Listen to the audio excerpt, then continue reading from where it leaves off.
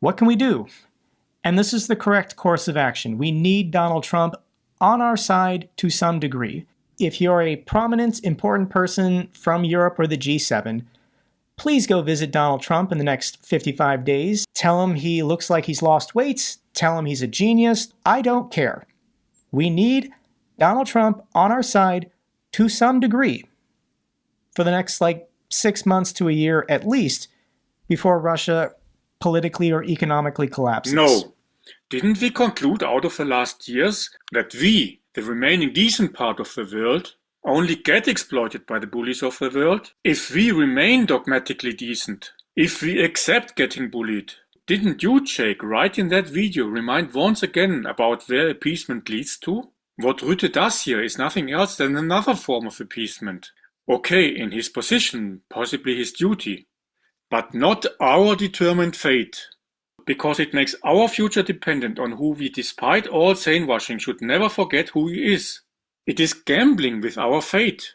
In Vegas you should know about casinos and who wins. We, though, can do different, and we finally should do. You, Jake, we, Jakelanders, do have a historically unique responsibility to act according what we see. What do we see?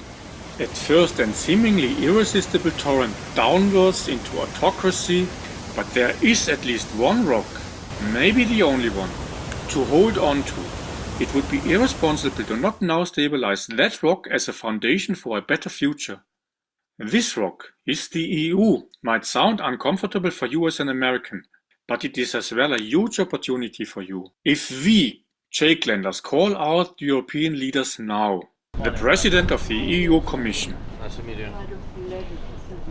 Welcome. Thank you very much. Thank you. Thank you so much. The future EU Commissioner for Foreign Affairs. A Russian arrest warrant.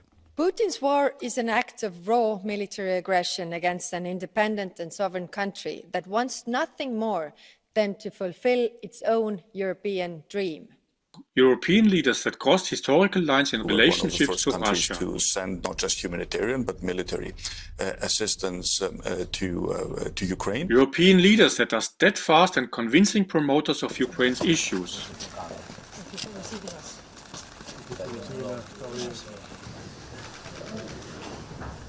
European leaders that crossed red lines before. European leaders in future of major influence and holding things together. Als Russland die Ukraine angriff und der Krieg nach Europa zurückkehrte. To tell them that the average European taxpayer, whose burden for Ukraine aid, according this, So the fact is that Europe, over $180 billion to Ukraine, is recently equal 6 dinners per year without aperitif and champagne, so not really anything close to a sacrifice. That this average European taxpayer would happily be ready to take over. we are sending $100 billion. The 3 dinners per year worth of US aid. And why not another 3 dinners? And therefore get an Europe supporting Ukraine independently and not intimidated by anyone. Not bullied into shady deals with the corrupt incoming US administration. An Europe that enables victorious Ukraine, really and finally on the basis of Ukrainians' aspiration for freedom, dignity and rule of law. An Europe that then will receive a boost by Ukrainians. An Europe that will already be in weeks the last remaining resource of freedom of speech, science and research. What will let scientists, researchers and intellectuals migrate to Europe? Thereby boosting innovation, attracting investment back, getting the envied economic space, together with the predictability, with the social peace, with the available educated workforce and superior infrastructure, resulting in the only remaining anchor, haven and beacon for prosperity, freedom, rule of law, human rights and human dignity, fight against propaganda, lies, corruption and Putin, and for the planet. A bloc Trump and Musk, with their already ongoing attempts, will fail to disrupt, intimidate and destabilize. A bloc whose envious status will be seen from the failing US as the template to where to go back to. So you're Jake. You're benefiting all of that. A bloc that then itself can dictate conditions of deals. Actually, in principle, an easy thing. With negotiators that openly lay out their malign intent. But you know the richest country in all of Europe for rare earth minerals is Ukraine? $2 to $7 trillion worth of minerals that are rare earth minerals, very relevant to the 21st century. Ukraine's ready to do a deal with us, not the Russians. So it's in our interest to make sure that Russia doesn't take over the place. We can make money and have an economic relationship with Ukraine that'd be very beneficial to us with peace. I wish it wasn't this way. I wish we didn't have to talk like this. But Trump is transactional. And if we have to make a deal, we have to make a deal. No, Jake. We do then not have to accept their corrupt selfishness anymore.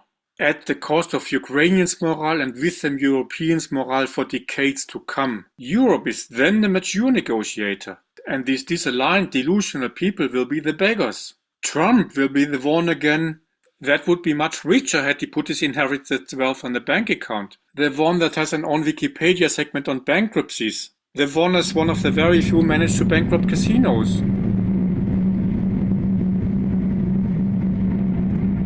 I have the economic understanding of a child.